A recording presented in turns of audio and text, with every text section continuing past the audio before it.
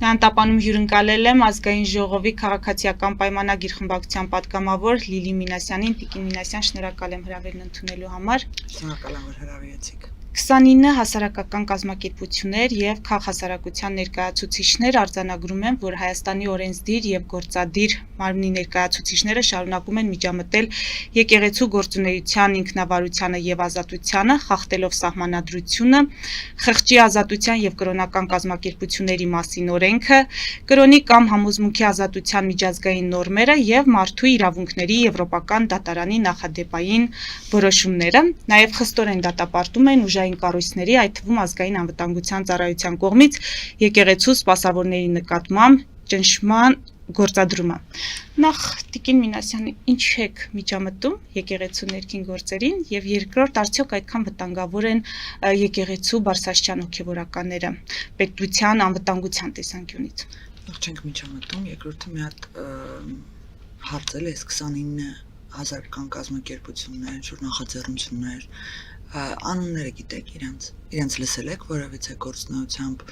ծավալվող գործնությամբ նկատնում հասարակական, քաղաքացիական իրավունքների Հելսինկյան քաղաքացիական ասամբլեա, Երևանի մամուլի ակումբ, հանրային լրագրության ակումբ, Երևանի մամուլի ակումբ, այո, հետաքրքիր է, չգիտեի, որ իրենք են միացել այս հայտարարությանը ու կոչ են անում դադարեցնել ինչը, դատապարտում են օրենսդիր եւ գործադիր մարմնի ներկայացուցիչների եկեղեցու գործերի միջամտելը, դա համարելով ոչ միայն սահմանադրության, նաեւ համապատասխան օրենքի խախտում։ Ինչ է նշանակում եկեղեցու գործերի մեջ միջամտել, ինչպես ենք միջամտում, շատ հետաքրքիր է եւ կարեւոր է հասկանալ սահմանադրության խախտում տեղ որն է։ Եթե իրենք նկատի ունենեն, որ սահմանադրության մեջ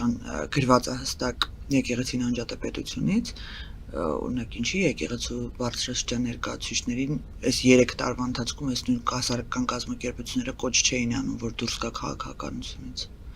Օրինակ այդ երկակին ստանդարտները ես չեմ ընդունում, էլի։ Եթե մի բանը դատապարտում ես, դատապարտի նաև մյուս կողմին։ Ու մանավանդ այն դեպքում, երբ շատ անընդունելի ձևով էր արվում այդ միջամտությունը։ Այսինքն այս 3 տարվա ընթացքում մենք չենք նկատել, որ եկեղեցին զբաղվում է քաղաքականությամբ, մենք աչքներս կապում ենք, լռում ենք դրա մասին, բայց երբ գործող իշխանությունը արժանի հակահարված չասեմ, բայց իրեն ենթադրվող պարտականությունն է կատարում, այն որ եկեղեցին պետք է լինի ոչ միայն անջատ պետությունից, այլ նաև անջատ այլ պետություններից։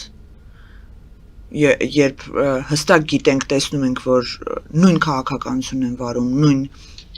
ուղղվածություն ունեն ինչ-որ ընդդիմադիր որոշակի ուժեր, երբ հստակ գիտենք, որ փորձում են տորպեդահարել խաղաղության գործընթացը, երբ հստակ գիտենք, որ եկեղեցիների ներսում քաղաքական քարոզ են իրականացնում, տեսանյութերը հրապարակված են, թե ինչպես են թեմի առաջնորդները պատարակների ժամանակ քաղաքական քարոզ կատարում, ել չասեմ են բարքերի մասին, էլի, այդ բիզնեսմենի ոճով եկեղեցին կառավարելու, որոշակի ավտորիտար ռեժիմ ստեղծելով, որ եկեղեցականը ուզում է ազատ խոսք ասել, նրան կարգալույծ են անում, որը իրենց հաճո խոսք չի ասում, խաղաղությունն է օրհնում, իրան նզովում են։ Ուզում հասկանալ այս ամեն ինչի մենք չենք տեսել, չենք բանանում, բանի տեղ չենք դնում, լռում ենք դրա մասին։ Այդ ամեր հասարակության ցանկությունը, որպեսի այն թեմաները, որոնք որ բոլորիս են առնչվում, բոլորիս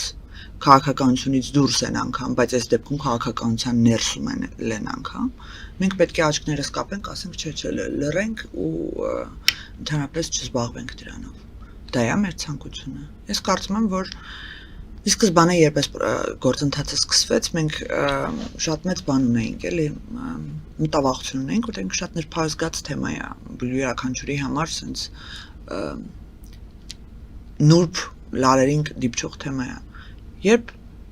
ամեն ինչ գնալով խորացավ եւ տեսնում են մարդիկ ինչպես են եկեղեցականները նզովում, երբ տեսնում են ինչպես են խոսում, ինչ բարքերի են տիրապետում, այսինքն առօրեական մարդիկ շփվել են դրա հետ եւ բոլորը միաբերան բարձրացնում են, որ այո, այս ովքեր են, այս ինչա կատարվում, պետքա փոխել, պետքա բարեփոխել։ մենք չենք խառնվում, մենք ասում ենք եկեղեցական ժողովը ինքնուրույն պետք է իր կանոնակարգը Բայց ընդունի, վարչապետը ճանապարհային քարտեզ էր հրապարակել, կանոնակարգ որի մեջ եկեղեցու գործերի մեջ խառնվելու կետ չկա։ Կա հստակ քարտեզ, թե ինչպես է պատկերացնում վարչապետը եկեղեցու բարենարոգման գործընթացը, որը որ չի վերաբերվում հավատքին, կրոնին, չի վերաբերվում հոգևոր աշխարհին, այսինքն աշխարհիկ կյանքը չի մտնում այդտեղ հոգևոր աշխարհի մեջ, այլ վերաբերվում է հստակ կառուցակարգերի, որը գործում է եկեղեցի պետություն հարաբերակցության մեջ, նաև կաթողիկոսի տեղապահի ընտրության կարգներ հրապարակել, հարկային դաշտի մասին էր խոսել, թե ինչպես է ինքը պատկերացնում դա, որովհետև մենք գիտենք, որ Կտրիչ Ներսիսյանը ամբողջ հայ ազգի համար այլևս չի համարվում կաթողիկոս։ Ժորժան, եկեք մոռանանք, էլի մի հատ ընդդիմություն, իշխանություն, այս խոսույթները մոռանանք։ Մենք ընդունում ենք, որ հայ առաքելական եկեղեցու կաթողիկոսը պետք է լինի հայ ժողովրդին ներկայացնող անհատ։ Ընդունում ենք, չէ՞ դա։ Մենք պետք է լսենք իրենից, չեմ ասում ընտրության կարգով պետք է 3 միլիոն քաղաքացի կամ 10 միլիոն հայ իրան ընտրի, դրա մասին չի խոսք, այլ գոնե մեծամասնությունը նրա խոսքը ընկալի որպես հայրական հորդոր, հարգանք, պատիվ, արժանապատվություն ունենա այդ մարդը հայ ժողովրդի մոտ։ Մենք տեսնում ենք, որ հիմա չունի այդ մարդը դա։ Մենք դրա վրա աչք փակենք, ասենք նորմալ է, ոչինչ, թող երեխա ունեցող կանոնակարգը խախտած ուխտազանց մեկը մեր եկեղեցին կառավարի ավտորիտար ռեժիմով, դա է մեր ցանկությունը։ Այս հասարակական կազմակերպությունին ես այդ հարցն եմ ուզում ուղղել։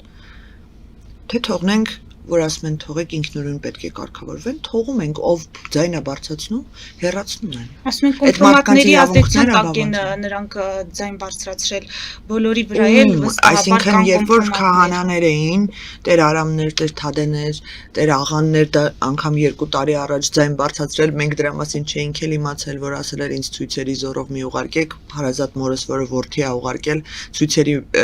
մի ուղարկեք, այդ մարդուն կարգալուծ էին արել։ Այդ էլ մեր գործամ ձեռամբ չէր, այսինքն մենք էինք ստիպել Տեր Աղանին նման ձայն բարձրացնել 2 տարի առաջ կամ 1 տարի առաջ։ Դա այսինքն այդ թեզը կոմպրոմատներ, արքեպիսկոպոսներ կան, որ լսում ես այդ մարդկանց խոսքը, հասկանալի որ այս մարդիկ հոգևոր աշխարհի մասին են, ոչ թե քաղաքականության կամ բիզնեսի, ինչպես Կտրիչ Ներսիսյանն է ու շրջակա միջավայրը։ Այսինքն մարդը, որ խաղաղությունն է օրհնում, Էստոնիայի թեմի առաջնորդը ասում է ողջունում է, որ Հայաստանի Հանրապետությունը բռնել է Եվրամիության ուղին, պետք է Կտրիչ Ներսիսյանը մի ամբողջ մայրաթորի անունից, ուզուրպացրած մայրաթորի անունից հանդես գա հայտարարությամբ, որ դա չի արտահայտում եկեղեցու կարծիքը։ Ինչու չի արտահայտում։ Խաղաղությունը չի արտահայտում եկեղեցու կարծիքը։ Հետաքրքիրը գիտեք, որն է այս ամենի մեջ, որ Արցախի թեմի առաջնորդին էլ արդեն դավաճան ու Արցախուրաց են համարում։ Ինչի միայն Արցախի թեմի, ով նրանց հաճո չի, նրանք դավաճան են համարում։ Երբ սկզբում խոսում էինք կոնկրետ խնդիրներից, խնդիրները թողած խոսում էին, որ եկեղեցու դեմ արշավ է կազմակերպել այս իշխանությունը։ Հիմա եկեղեցու դեմ իրանք են արշավ կազմակերպել։ Իրանք ներսից քանդում են եկեղեցին, ընդհանրապես նրա համար, որ մարդիկ իրենց ձայնն են բարձրացնում, արդար քննություն են ուզում։ Այս արքեպիսկոպոսների անջատումը ինչի տեղի ունեցավ, որտեղ մարդիկ հստակ պահանջ էին բարձրացրել Կտրիչ Ներսիսյանի առաջ, այնպես որ հետաքննությունը հանձնախումբը պետք է քննի Արշակ Խաչատրյանի տեսանյութը հրապարակված կամ նրա գործելավոճը, այդ հանձնախմբի աշխատանքները փակվեցին, պարտակվեցին, այս մարդիկ էլ ասին, դա որտեղ արդարությունն է տեղ։ Տիկին Մինասյան, եթե կներեք էլի, եթե մեկը կհակադրվի այս բոլորին, այս ամբողջին ինչը տեղի է ունենում, այսինքն ես հերթականությամբ թվեցի ինչա կատարվում։ Ես նրա հետ կբանավիճեմ բովանդակային, բայց եթե մեկը ձևի հետ է դժգոհում, ձևի մասին է դժգոհում, թե ինչպես կարող է օրինակ իշխանությունները խառնվեն կամ չգիտեմ, խառնվեն եկեղեցու գործերին, այստեղ եկեղեցու գործերին չեն խառնվում։ Ես կարծում եմ, որ մեր եկեղեցիները կառույցները նկատի ունեմ, պետք է դռները բաց լինեն բոլոր քրիստոնյաների առաջ, բոլոր հավատացյալների համար։ Ինչ իրավունքով են դռներ փակում եւ հեռանում։ Ովքեր են իրանք, որ եկեղեցու դուռ փակեն, դա իրենց հոր տունը չի։ Եվ դա անթույլատրելի եմ համարում։ Եվ ես կարծում եմ, որ այս նույն հասարակական կազմակերպությունները թե պետքա դատապարտեին այդ ամբողջ թեմի քահանաներին, ասեին դուք ով եք, դուք ինչ իրավունք ունեք եկեղեցու դուռ փակեք։ Դուք ընդհանրապես այնտեղ տեղապահ եք։ Ձեր տունը չի, այդ Աստծո տունն է։ Այդ ինչ իրավունք ունեք, այդ ոնց եք ձեզ վրա վերցրել այդքան։ Ես ուղղակի կարծում եմ, որ այս բովանդակային կետերի հետ ոչ մեկ չի կարող բանավիճել։ Անհերքելի փաստեր են։ Տիկին Մինասյան, կաթողիկոսը բացի ուխտադրուժ լինելուց, փաստորեն նրա հասցեին կա եւս մեկ մեղադրանք, Հայաստանի վարչապետը շատ ուղիղ խորհրդարանում հայտարարեց, որ նա ամենօրյա ռեժիմով զեկուցում է օտարերկրյա հատուկ ծառայությունների ավագ լեյտենանտներին։ Վարչապետը մի փոքր այլ ձևակերպմամբ ասեց եւ կոնկրետ ձեկուցման մասին Կտրիչ Ներսյանի մասին չէր խոսք ասեց, եթե ասած մեզ պետք չի կաթողիկոս, որը ինձ կենթարկվի, մեզ պետք է կաթողիկոս, որ չի ենթարկվի օտարերկրյա։ Հիմա սա չի նշանակում, որ մեր կաթողիկոսին է ուղղված մեղադրանք, այսինքն Սա կոնկրետ, այո, որ չի ենթարկվի օտարերկրյա ծառայությանը, ես կարծում եմ, որ Ոստեղ մի մեղադրանք չի նաև, ես կարծում եմ, որ Կտրիչ Ներսյանը այդ փաստերին շատ լավ ծանոթ է։ Կտրիչ Ներսյանը չի հեռանում, որովհետև նա չի իր ցանկությունների եւ գործողությունների տերը, նրա տերերը պետք է նրան թույլ տան, որպես ինքը ինչ-որ գործողություն անի։ Եվ այդ ամենը նաև եկեք մի քիչ հանրամատչելի բացատրեմ, էլի, եթե ասենք դնենք իրավական գործընթացը տեղ իրավական մասը, որը պետք է պատասխանեն իրավապահները, ակնկալում ենք առնվազն իրավական գործընթաց, որը պետք է պատասխանեն դրան իրավապահները, ես դրա հետ առնչություն չունեմ, չեմ մեկնաբանի։ Եկեք հասկանանք, էլի, մեր ընդդիմությունը, որ ասում եմ ընդդիմությունը նկատի ունեմ ժողովրդավար առողջ ուժերին, որոնք կան, գործում են եւ շեշտ եք, որովհետեւ դա կարեւոր է։ Չէ, շատ կարեւոր է, ես ասում խորհրդանական ընդդիմությունը եւ նրանցից ծնված ելուստները, որը ամեն օր նորը մի հայտ է գալիս, շատ հստակ թեզեր ունեն։ Այդ հստակ թեզերը երբևիցե ուղղված չեն ներպետական խնդիրներին։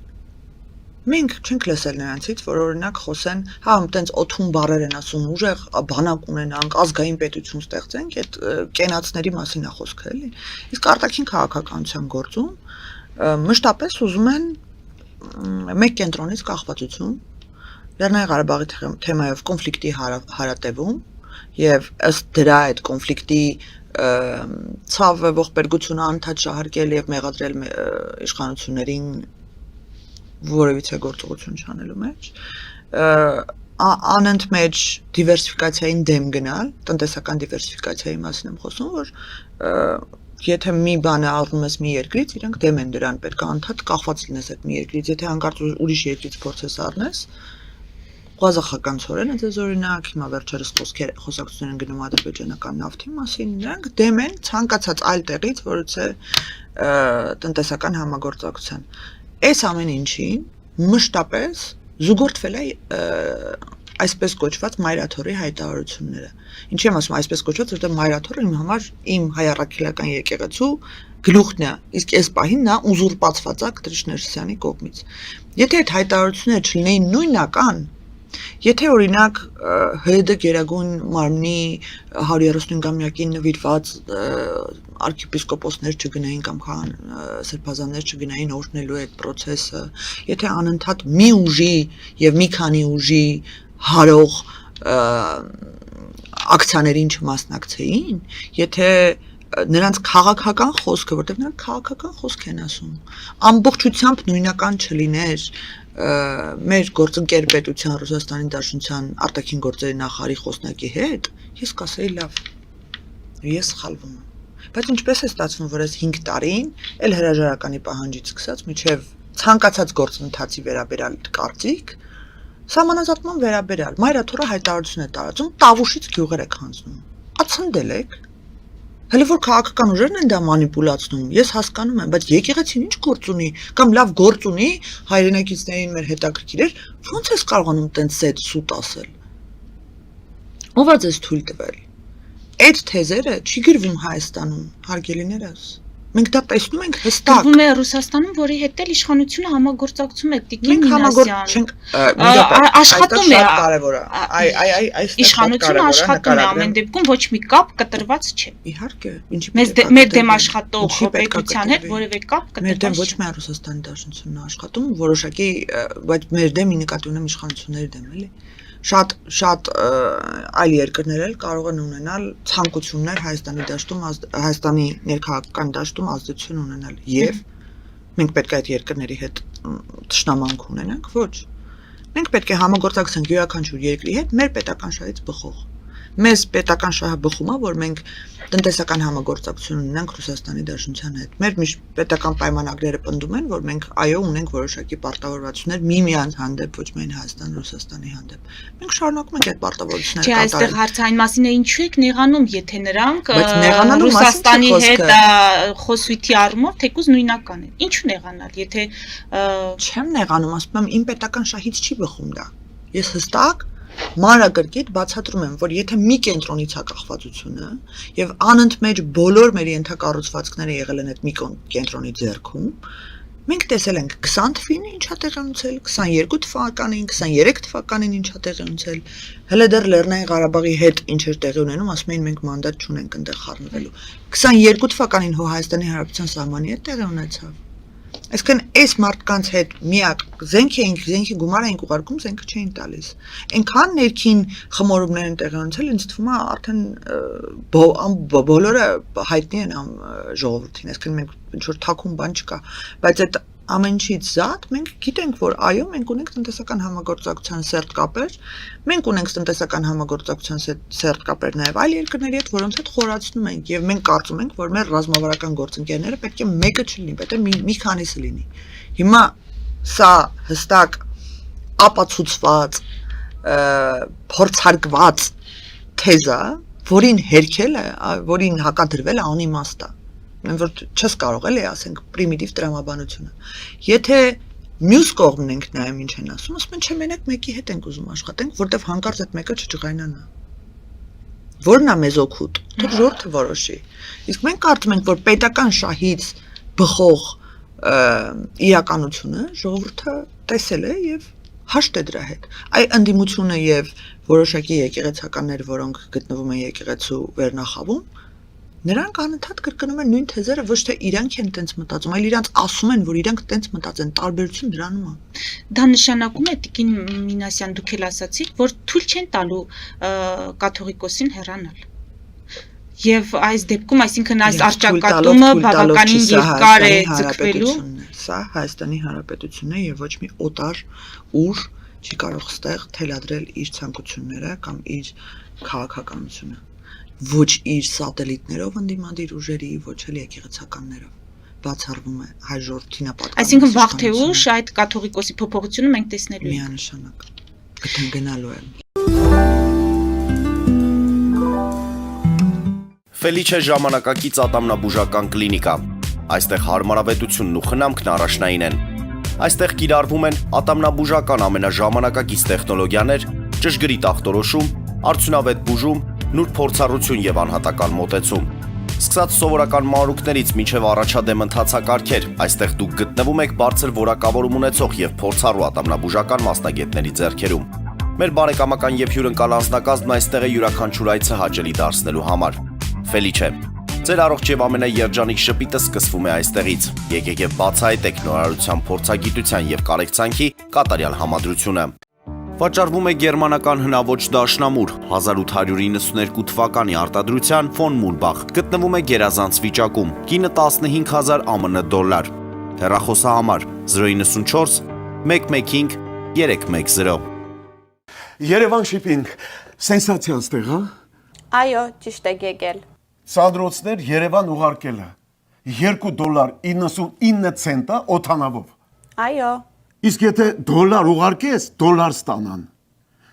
այո, Իսկ որ տանեն տուն հասցնեն, էլի մի տոկոս, հա։ 2%։ Հրասա ծրի է, էլի։ Ժողովուրդ սենսացիա, ծրի է։ Նորթ Հոլիվուդ, Գլենդել։ Ջաքփաթ հագուստի խանութը երկրորդ մասնաճյուղն է բացել Գլենդելի սրտում, որտեղ կարող եք ձեռք բերել եվրոպական եւ ամերիկյան ընտիր հագուստեղեն, կոշկեղեն, աքսեսուարներ, պայուսակներ ամենահարմար արժեքներով։ Նաև կարող եք ցանկացած ապրանք պատվիրել եւ ձեռք բերել կարճ ժամանակում։ Ջաքփաթի Գլենդելի հասցեն է 1135 North Pacific Avenue, հեռախոս 818 813 2252։ Ջաքփաթ հագուստի լավագույն կենտրոնը Գլենդելում։ 60-ից ավելի ճանաչված եվրոպական բրենդների ինքնատիպ, չկրկնվող եւ մատչելի ընտրանին Fortuna Home and Country House խանութ սրահում։ Նորավոճ սպասք եւ կահույք հորեկա բնագավառի համար, տեքստիլ, տնտեսական ապրանքներ, ամեն ինչ գեղեցիկ կյանքի համար։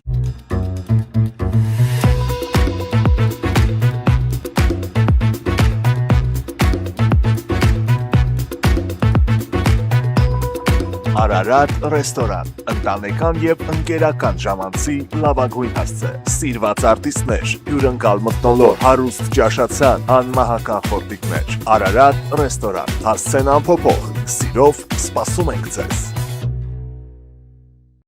Լավագույն պաղպաղակ, բնական, համեղ եւ մատչելի գներով պաղպաղակը կարող եք ձեռք բերել բոլոր հայկական խանութներում։ Պահանջեք հայկական պաղպաղակ, Թամարա պաղպաղակ։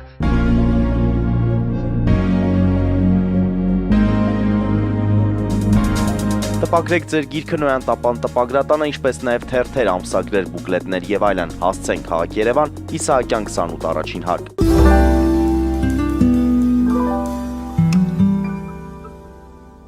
Իսկ հնարավոր էր այնպես անել, որպեսզի այս հոգևորականություն, իշխանություն արճակատումը այսպես հրապարակային չլիներ, որովհետև շատ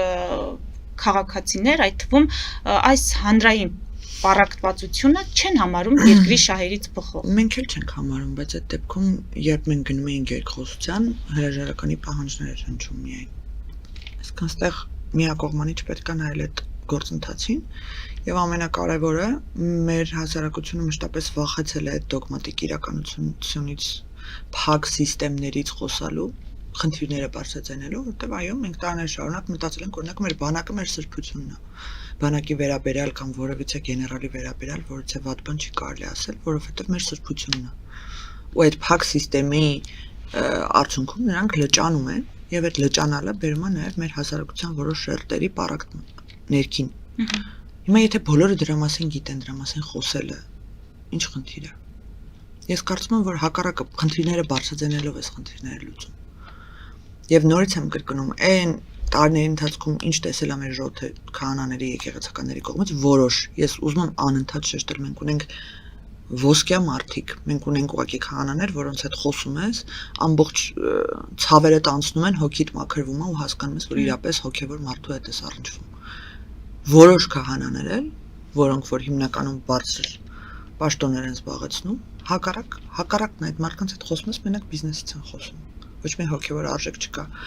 Քաղաքական խոսքը, նզովքը, անեծքը, չարախոսությունը։ Ես քրիստոնեության մեջ այդ ամենը իրար հետ չեմ համադրում։ Այստեղ կա նաև հանրային պատասխանատվություն այդ իրավիճակի համար, ինչ որ առումով դուք այդպես չեք կարծում, այսինքն մեր հասարակությունը հանդուրժել է հոգևորականի նման կերպարների։ Մեր հասարակությունը շատ բաներ կարող է հանդուրժել, Ինչու ենք մենք մտածելով, որ իր գործը չի։ Քաղաքական էլիտան դրա համար է, քաղաքական հասարակությունը դրա համար է, որպեսզի այդ հասարակության ձայնը, այդ հասարակության խնդիրները վեր հանի, բարձրացնի եւ փորձի լուծել։ Եվ ես չեմ կարծում, որ մեկ քաղաքացին պատրաստ էր արշավներ տեղի են ունեցել 18-ին էլ մեր հետ էին կապում այդ արշավները, բայց մենք ընդհանրապես կապ չունենք եւ հակառակը փակեցինք այդ թեման, ընդհանրապես ասացինք կարծում ենք, որ եկեղեցին ինքը պետք է իր հարցերը, ներքին հարցերը լուծի։ Այսինքն այդ տեղեկատվությունը բաց է եղել։ Մենք ունենք գիտնականներ, որոնք որ ժամերով հասուլիսներ, հարցազրույցներ են տվել եկեղեցու խնդիրների մասին։ Մտավորականություն ունենք, որ խոսել է ժամանակին, բայց այդ հարցը համակարգային լուծում չի ստացել, որովհետև ասում եմ,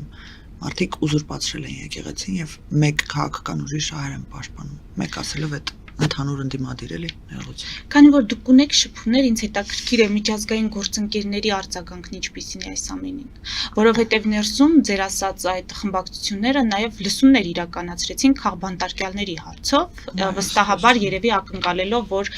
միջազգային գործընկերները կլսեն, կտեսնեն, որ իսկապես այստեղ քաղաքական բռնաճնշումներ են իրականացվում եւ բանտերը լցված են քաղբանտարկյալներով։ Ինչ արձագանք ունեք, առհասարակ իրենք հետևում են, եթե հետևում են, ինչ գնահատական ունեն կամ ունեն մտահոգություններ, որոնցով ձեր հետ կիսվում են կամ դրանց մասին ձեզ հայտնում են։ Մշտապես մեր միջազգային գործընկերների հետ խոսում ենք, որտեղ մեդիան նենց բան է, որ իրենք տեղեկատվություն ստանում են մեդիայից, կարող է աղճատված իրականություն տեսնեն, բայց մի հետաքրքիր դրվագ պատմեմ, ես այս մեկ ամիս է անդադ գործողումների մեջ էի տարբեր երկրներում ու մարդիկ գիտեն, որ հետսովետական պետություններում որտեղ որ նախընտրական տարի է եղել, որտեղ որ պրո արևմտյան իշխանություններ կան կամ ուզում են գնան Եվրոմիության այդ իշխանությունները կամ Եվրոմիության անդամ երկրներ են, ռուսական ազդեցության ուժերը նաև օգտագործել են եկեղեցին։ Այդ հանրային չի մեր մոտ չեն խոսում դրա մասին, բայց կարող եք ուղղակի որոնողական համակարգերում որոնել հետևյալ բառեր, օրինակ Ուկրաինա, Մոլդովա, Ռումինիա, բոլոր երկրներում օգտագործվել է եկեղեցականները։ Եթե նաև մեր հանրությունը չի նայել Միքայել Աճապահյանը, որը այժմ բանտում է, մի հարցազրույց էր տվել ու նրան հարց են տալիս, հարցազրույցավորը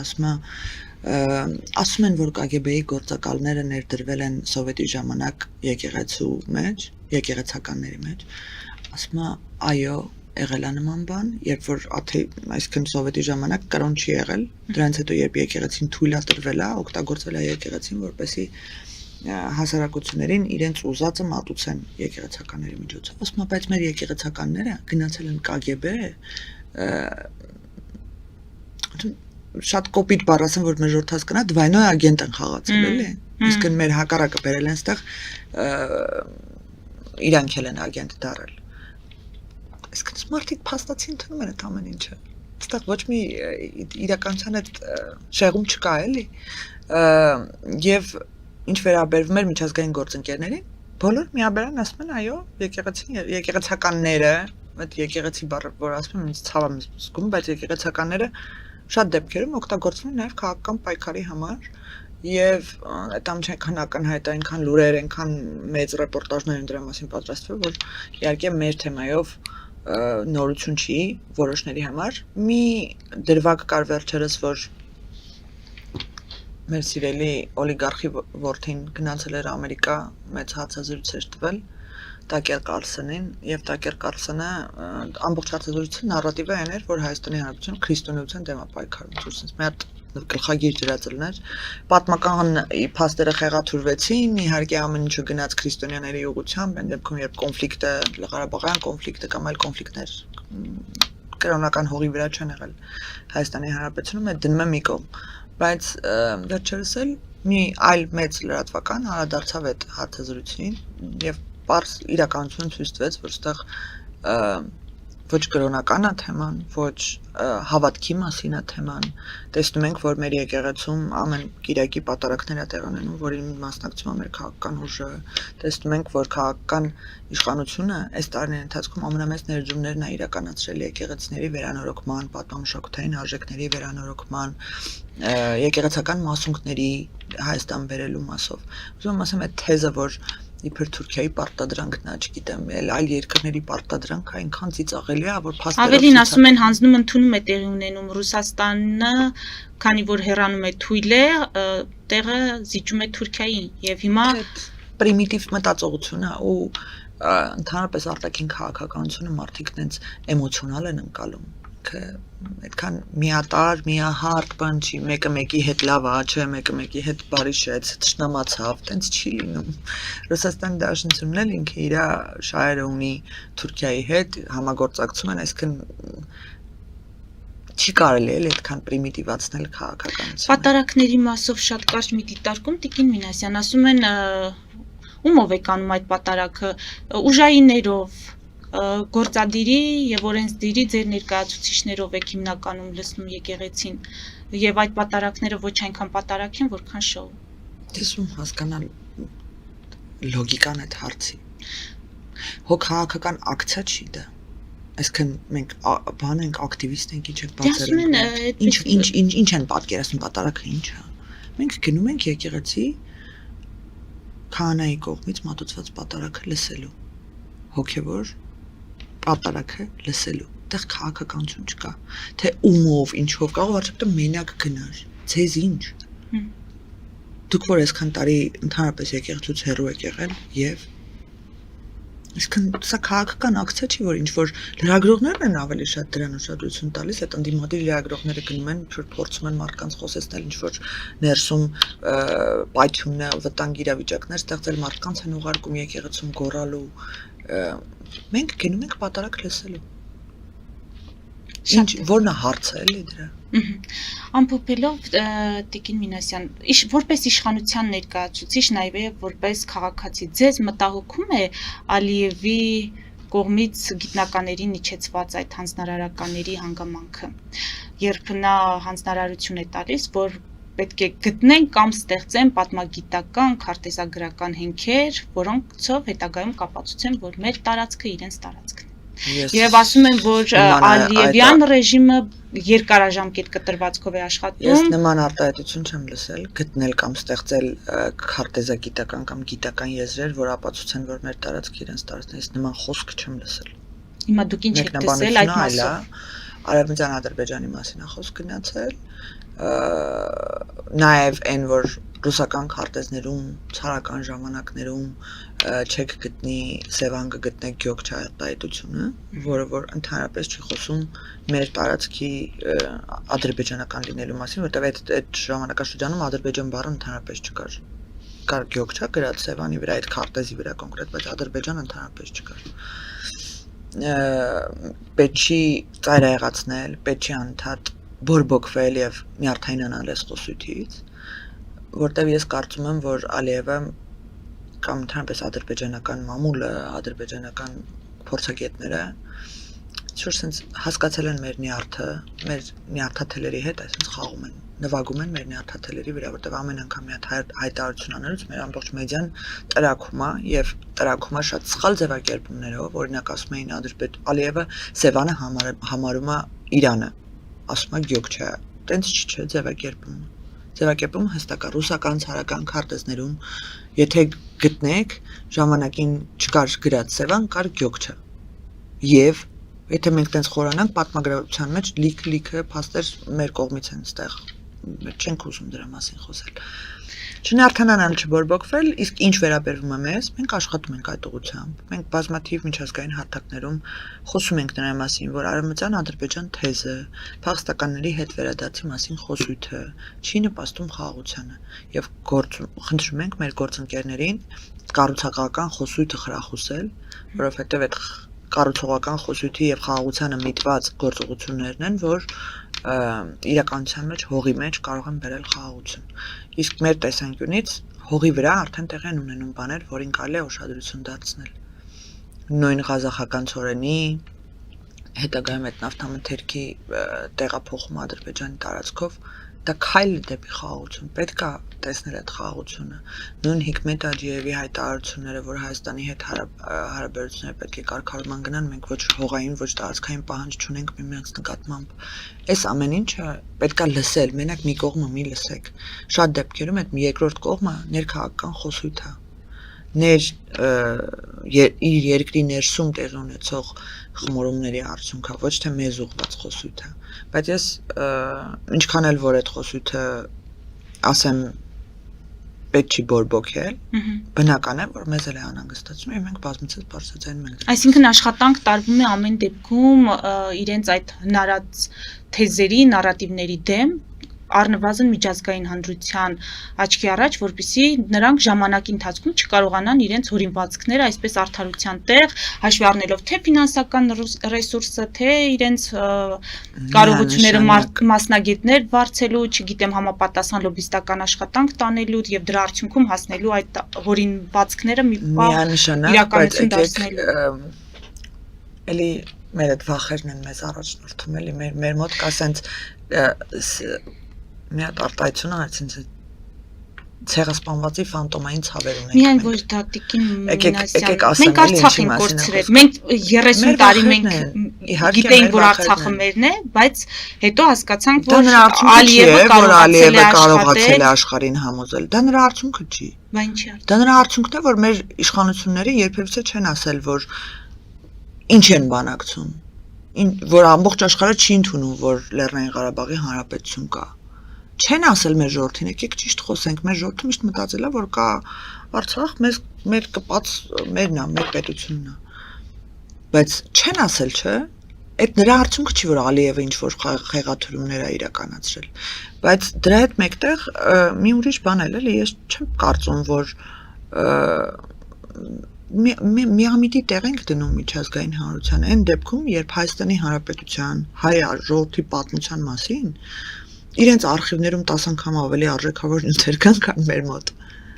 Այսինքն դրանց մանիպուլացնելը, փոխելը, պատմությունը կեղծելը այդքան հեշտ բան չի։ Դու կարող ես քո հասարակությանը դպրոցից սկսած սովորեցնել ինչ-որ բաներ եւ կեղծել պատմություն, բայց միջազգային հանրությունը պաշտոնյաները, երկրների ղեկավարները, երկրները չունեն այդ ամեն ինչը։ Իսկ իրենք շատ լավ իրականությունը գիտեն եւ որ ամեն ինչի հետ առնչվում են շատ ավելի խորը ու մեր մոտ անդադ ինչ-որ վախ կա, որ այո, պատմությունը կարող է կեղծել։ Ես չեմ բացառում, որ պետք է աշխատենք այդ ուղղությամբ։ Իհարկե, կա աշխատանք տանելու,